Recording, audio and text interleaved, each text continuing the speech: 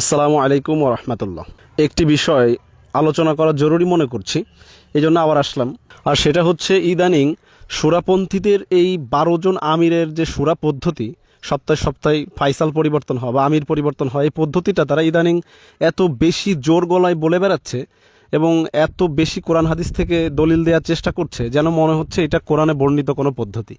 1400 বছর আগে হুজুর সাল্লাল্লাহু আলাইহি ওয়াসাল্লাম এবং তার সাহাবা আজমাইন বুঝতে পারে নাই, 1400 বছর পরে এসে এরা বুঝতে পারছে যে একজন আমিরের দ্বারা এটা সম্ভব না, এত বড় মেহনত, নবিয়ালা মেহনত, এই মেহনতটা একজন আমির দিয়ে হবে না, এখন 12 জন লাগবে। অথচ আপনার যদি ন্যূনতম দিনই বুঝ থাকে তাহলে আপনি দেখবেন কোরআন হাদিস এবং সাহাবাদের সিরতে এই ধরনের কোনো পদ্ধতির কোনো অস্তিত্বই নেই। অথচ এত জোর গলায় এত ঢালাওভাবে বয়ান করা হচ্ছে যেন মনে হচ্ছে এইটাই একমাত্র পদ্ধতি, যেই পদ্ধতি ছাড়া এই নবিয়ালা মেহনত চালানো মোটেই সম্ভব নয়। এবং আশ্চর্য হওয়ার বিষয় হচ্ছে এটা ব্যাখ্যা করতে যে বা বোঝাতে যে তারা এমন সব যুক্তি প্রমাণ পেশ করছে যেটা আসলেই হাস্যকর। সেটা হলো এরকম যে আল্লাহ রসুলের জামানাতে একজন আমির ছিল, নিযুক্ত করা যেত। এই জামানাতে তো মানুষের মধ্যে ওই পরিমাণ পরহেজগারি নাই, দিনদারি নাই, আর মানুষ অত দূরদর্শীও না, সুতরাং এই মুহূর্তে আমিরের পদ্ধতিটা আমাদের জন্য যুক্তিযুক্ত হবে না। 12-13 জনের একটা কমিটি বানিয়ে এক এক সপ্তাহে এক একজন নেতৃত্ব দিলে এটাই বেশি যুক্তিযুক্ত হবে। আমি বলবো যে হাদিসে যে আসছে যে শেষ জামানাতে এলম উঠিয়ে নেওয়া হবে, জুবায়ের পন্থীদের এই ব্যাখ্যাটা তার একটা প্রমাণ।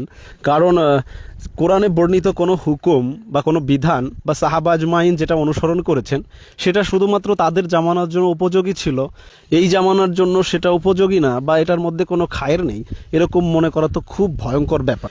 এবং আপনারা হয়তো লক্ষ্য করেছেন যে আমি আমার ভিডিওর টাইটেলে বলেছি এটা আকীদাগত ক্ষতির কারণ হতে পারে। কারণ যদি কেউ মনে করে যে আল্লাহর রসুল এবং তার সাহাবা রাদিয়াল্লাহু তাআলা আনহুম আজমাইনদের অনুসরণ করা কোনো পদ্ধতি ওইটা ওই জামানার জন্যই বেশি উপযোগী ছিল, এই জামানায় ওটা পালন করা সম্ভব না, তাহলে আমি বলবো যে তাদের জন্য তো আলাদা শরীয়ত আল্লাহর পক্ষ থেকে আসা দরকার।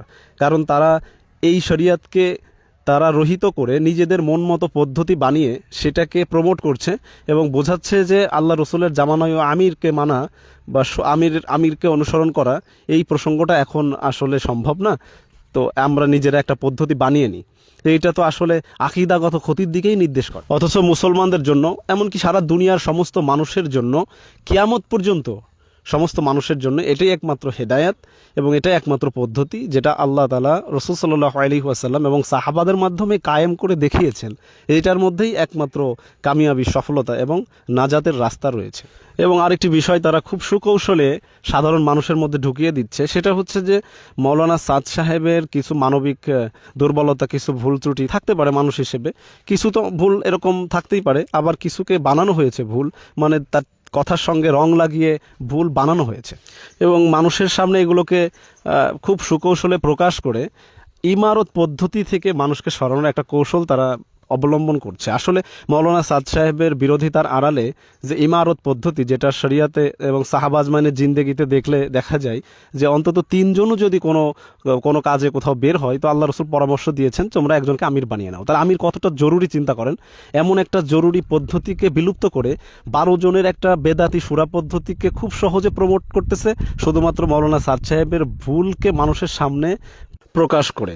এবং সেই সাথে যখন তাদেরকে প্রশ্ন করা হয় যে আচ্ছা তাহলে মৌলানা সাদ কান্ধলবির যদি এত ভুল থাকে তাহলে তার পরিবর্তে তোমরা অন্য কোনো ব্যক্তিকে পেশ করতে যে এরকম ভুল করে না, তার পরিবর্তে তোমরা কেন এই 12 জনের একটি কমিটি সপ্তাহে সপ্তাহে আমির পরিবর্তন হবে, এটা কোথা থেকে তোমরা পেলে?